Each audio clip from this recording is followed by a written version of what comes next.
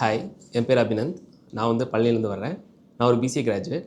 நான் வந்துட்டு எப்படி வந்து சோஷியல் மீடியா மார்க்கெட்டிங்குள்ளே வந்தேன்னா, எனக்கு வந்துட்டு ரிமோட் ஜாப்ஸ் வந்து நான் சர்ச் பண்ணிட்டு இருந்தேன். ஸோ ரிமோட் ஜாப்ஸ் தேடும்போது வந்துட்டு சோஷியல் மீடியா மார்க்கெட்டிங் வந்துட்டு எனக்கு ஏற்றது தெரிஞ்சுச்சு. ஃபஸ்ட்டு டிஜிட்டல் மார்க்கெட்டிங் தான் பார்த்தேன். பட் வந்து அதில் சோஷியல் மீடியா மார்க்கெட்டிங் ஸ்பெசிஃபிக்காக இருக்குங்கிறது எனக்கு அப்போ தான் தெரிஞ்சுச்சு.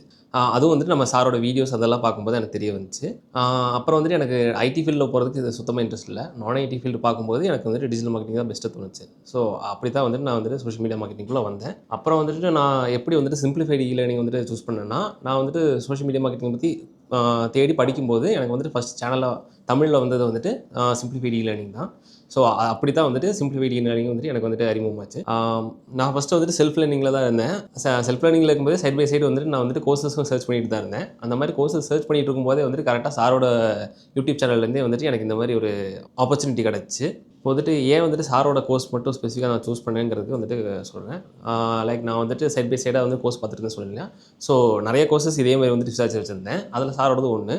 மற்ற கோர்சஸ் நான் வந்து கம்பேர் பண்ணும்போது இது என்ன ஸ்பெஷலாக தெரிஞ்சுன்னா, இது வந்து 9 to 5 வந்துட்டு மொத்தமாக கோர்ஸ். அதுவும் வந்துட்டு எம்ப்ளாயி பேஸ்ட் ட்ரைனிங். அப்படின்னு பார்க்கும்போது எனக்கு வந்துட்டு ஜாப் எக்ஸ்பீரியன்ஸ் கிடச்ச மாதிரி இருக்கும். சேம் அதே மாதிரி நான் வந்துட்டு கற்றுக்கிட்ட மாதிரியும் இருக்கும். மற்ற கோர்சஸ் பார்க்கும்போது வந்துட்டு அது ஆன்லைனில் தான் மோஸ்ட்டாக இருந்துச்சு. அது ஆன்லைனில் ஒரு ஒரு 1 டேக்கு வந்துட்டு 1 hour ஆர் 3 hours மேக்ஸிமமே 3 hours தான். அவ்வளோ அதுக்கு மேலெலாம் வந்துட்டு கோர்சஸ் எதுவுமே அவைலபிளாக இல்லை. ஸோ அதுக்கும் சேம் சார்ஜஸ் தான். ஸோ இதே சார்ஜஸ் தான்.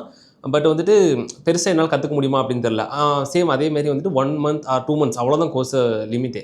ஸோ 6 monthsல வந்துட்டு என்னால் வந்துட்டு நல்லா கற்றுக்க முடியும். அதேமாதிரி ஜாப் எக்ஸ்பீரியன்ஸும் நல்லா கிராப் பண்ண முடியும் தெரிஞ்சு.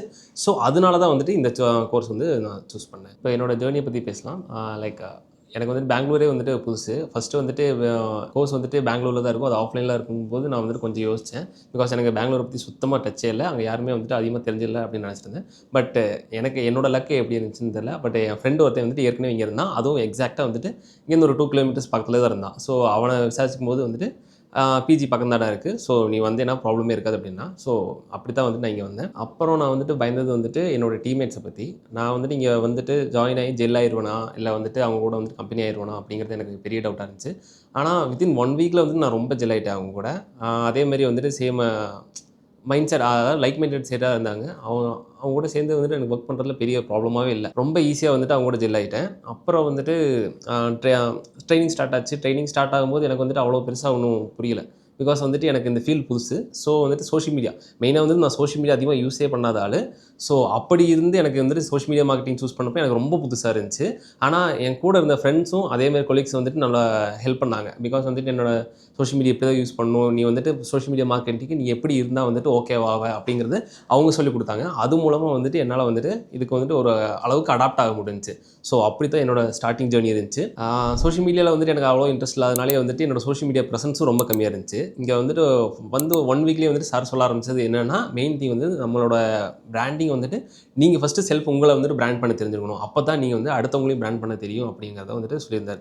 ஸோ செல்ஃப் பிராண்டிங்காக வந்துட்டு ஒரு சேனல் ஆரம்பிக்க சொல்லி அதை வந்துட்டு நீங்கள் வந்துட்டு ஒரு போர்ட்ஃபோலியோவை கிரியேட் பண்ணுறதுக்காக வந்துட்டு அதை கிரியேட் பண்ண சொல்லியிருந்தார். ஸோ அதுக்காக நான் வந்துட்டு 2 சேனல் சூஸ் பண்ணியிருந்தேன். ஒன்று டிஃபென்ஸ்ங்கிறது. டிஃபென்ஸில் வந்துட்டு நாங்கள் என்ன பண்ணுவோம்னா, என்னோட கம்பெனியில் வந்துட்டு நாங்கள் ஷூட் பண்ணுற வீடியோஸ், அதோட பிஹைண்ட் த சீன்ஸ் அதை பற்றி வந்துட்டு நாங்கள் போடுவோம். அதே மாதிரி வந்துட்டு ஸ்டாட்டிக் போஸ்டர்ஸ் அதில் வந்துட்டு நாங்கள் க்ரியேட்டிவாக எப்படி எல்லாம் யோசிக்கலாம், அதுக்கு வந்துட்டு நான் ஒரு லேர்னிங் பிளாட்ஃபார்ம் மாதிரி நாங்கள் யூஸ் பண்ணிக்கிட்டோம். அதே மாதிரி 2K டசனில் இந்த என்னோட ட்ரெக்கிங் எக்ஸ்பீரியன்ஸை பற்றியும், அதே மாதிரி ட்ரெக்கர்ஸுக்கும் ஹைக்கர்ஸுக்கும் வந்துட்டு நம்ம வந்துட்டு டிப்ஸ் கொடுக்குற மாதிரி அந்த மாதிரி வந்துட்டு ஒரு இது தான். ஸோ அதில் vlogging நான் பண்ணலான்னு இருக்கேன். ஸோ இதுதான் என்னோட சோஷியல் மீடியா ப்ரெசன்ஸை இன்க்ரீஸ் பண்ணுறதுக்காக ஒன் ஆஃப் த வே நான் வந்து யூஸ் பண்ணிக்கிட்டேன். ஃபஸ்ட்டு வந்துட்டு நான் சோஷியல் மீடியா மார்க்கெட்டிங் அப்படிங்கிற போது வந்துட்டு நான் என்ன நினச்சேன்னா, சிம்பிளாக ஒரு போஸ்ட் கிரியேட் பண்ணணும், அதுக்கப்புறம் வந்துட்டு ரீல்ஸ் கிரியேட் பண்ணி அதை வந்துட்டு நம்ம டெய்லி வந்துட்டு அப்டேட் பண்ணுறது, இல்லை வந்துட்டு அதை வந்துட்டு போஸ்ட் பண்ணுறது அப்படின்னு தான் நினச்சிட்டு இருந்தேன். ஆனால் இங்கே வந்ததுக்கு அப்புறம் தான் தெரிஞ்சு அது டோட்டலாக வந்துட்டு ஆப்போசிட். லைக் நம்ம வந்துட்டு சோஷியல் மீடியா மார்க்கெட்டிங்கிறது வந்துட்டு ஒன்லி வந்துட்டு சோஷியல் மீடியா போஸ்ட்டும் ரீல்ஸும் கிரியேட் பண்ணுறது இல்லை, அதுக்கான ஸ்ட்ராட்டஜி கிரியேட் பண்ணுறது தான் வந்துட்டு இங்கே மெயின் திங்கு. அதை தான் வந்துட்டு இங்கே கற்றுக்கிட்டேன். இங்கே டெய்லி வந்துட்டு கிளாஸஸ் எப்படி இருக்குன்னா, ஒரு இண்டஸ்ட்ரி வந்துட்டு நம்ம கிட்ட சொல்லுவாங்க, அதுக்கேற்ற மாதிரி நம்ம ஸ்ட்ராட்டஜி கண்டுபிடிக்கணும். அதுதான் இங்கே மெயின் திங். இங்கே வந்துட்டு நீங்கள் படிக்கிறது இல்லை, இங்கே யோசிக்க தான் வைப்பாங்க. ஃபுல் அண்ட் ஃபுல் வந்துட்டு யோசிக்கிறத மட்டும்தான் நீங்கள் கற்றுக்குவீங்க. ஸ்ட்ராட்டஜி கிரியேட் பண்ணுறது, அப்புறம் வந்துட்டு அதை வந்துட்டு எப்படி வந்துட்டு கேம்பெயினில் இம்ப்ளிமெண்ட் பண்ணுறது, இதைத்தான் நீங்கள் இங்கே வந்து கற்றுக்குவீங்க. அதைத்தான் நானும் கற்றுக்கிட்டேன். அதே மாதிரி சேம் வந்துட்டு சோஷியல் மீடியா மார்க்கெட்டிங் வந்துட்டு போஸ்ட் கிரியேட் பண்ணுறது, அதாவது போஸ்ட் பண்ணுறது மட்டும் இல்லை, போஸ்ட்டை கிரியேட் பண்ணுறது நம்மளாக தான் இருக்கும். இது வந்துட்டு ஃபஸ்ட்டு வந்துட்டு இந்த மாதிரி இல்லை. ஃபஸ்ட்டு வந்துட்டு அதுக்காக கிரியேட்டர்ஸ் எல்லாமே வந்துட்டு தனித்தனியாக இருந்துச்சு. பட் இப்போ கம்பெனியோட எதிர்பார்ப்புகள்லாம் வந்துட்டு ரொம்ப மாறிடுச்சு. ஸோ ஒரு ஆள் வந்துட்டு 4 பேர்த்தோட வேலை செஞ்சால் தான் வந்துட்டு கம்பெனியில் வந்து நம்ம ஹையர் பண்ணுறதுக்கே வந்துட்டு யோசிக்கிறாங்க. ஸோ வந்துட்டு இங்கே நான் அதே மாதிரி வந்துட்டு எக்ஸ்ட்ரா வந்துட்டு என்ன கற்றுக்கிட்டேன்னா, வீடியோ எடிட்டிங் கற்றுக்கிட்டேன், கேன்வாவை பற்றி கற்றுக்கிட்டேன், வீடியோ ஷூட்டிங்கை பற்றி தெரிஞ்சுக்கிட்டேன், கேமரா ஹேண்ட்லிங்கை பற்றி தெரிஞ்சுக்கிட்டேன். அதேமாதிரி மெயினாக வந்துட்டு கேமரா ஃபியரை பற்றி வந்துட்டு நான் தெரிஞ்சுக்கிட்டேன். லைக் கேமரா ஃபியரை வந்துட்டு எப்படி ஃபேஸ் பண்ணணும் அந்த இதை வந்துட்டு நான் கற்றுக்கிட்டேன். இதெல்லாம் வந்துட்டு எக்ஸ்ட்ராவாக நான் கற்றுக்கிட்டது. இதெல்லாம் வந்துட்டு நீங்கள் கற்றுக்கிட்டிங்கன்னா உங்களுக்கு வந்துட்டு நெக்ஸ்ட் ஒரு கம்பெனியில் வந்துட்டு நீங்கள் போயிட்டு அவங்கள பற்றி வந்துட்டு இன்ட்ரடக்ஷன் பண்ணும்போது வந்துட்டு மற்றவங்கள விட நீங்கள் வந்துட்டு வித்தியாசமாக தெரிவிங்க. ஸோ வந்துட்டு நார்மல் இன்ஸ்டியூட்ஸில் இதெல்லாம் இருக்காது. நார்மலாக வந்துட்டு அவங்க தியரிட்டிக்கலாக படிச்சிருப்பாங்க. எக்ஸ்ட்ரா வந்துட்டு கொஞ்சம் ப்ராஜெக்ட்டில் வேணால் ஒர்க் பண்ணிக்கலாம். பட் வந்துட்டு இந்த நாலேஜெலாம் வந்துட்டு கிடைக்குமாங்கிறது வந்துட்டு டவுட்டு தான். ஸோ இதெல்லாம் வந்துட்டு நான் இங்கே வந்துட்டு எக்ஸ்ட்ராவாக கற்றுக்கிட்டது விஷயம். இந்த கோர்சஸ் வந்துட்டு யாராருக்கு சூட் ஆகும்னு நான் வந்துட்டு எனக்கு வந்துட்டு தெரிஞ்சதில் வந்து நான் சொல்கிறேன்.